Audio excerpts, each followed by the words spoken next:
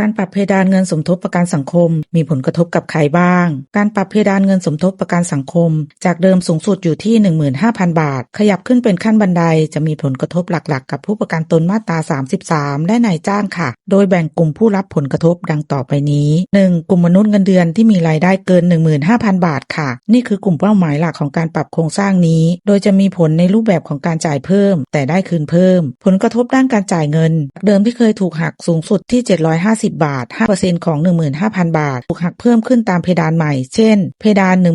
17,500 บาทจะถูกหัก875 บาทเพดาน 20,000 บาทจะถูกหัก 1,000 บาทเพดาน 23,000 บาทจะถูกหัก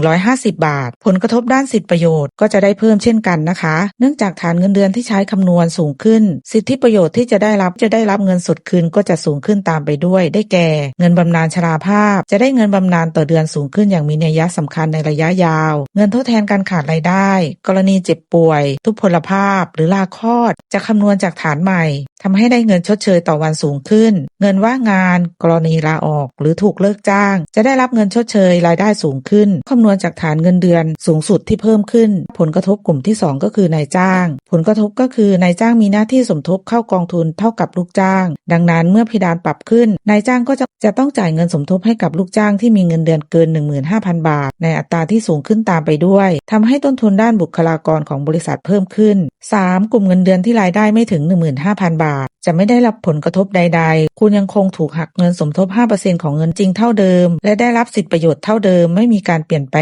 งสรุปคนที่ได้รับผลกระทบมากที่สุดก็คือคนที่มีฐานเงินเดือนสูงเกิน 15,000 บาทขึ้นไปถึงแม้จะต้องถูกหักเงินต่อเดือนมากขึ้นแต่ในระยะยาวจะมีความคุ้มครองที่ครอบคลุมค่าครองชีพจริงได้ดียิ่งขึ้นโดยเฉพาะเงินบำนาญหลังเกษียณค่ะ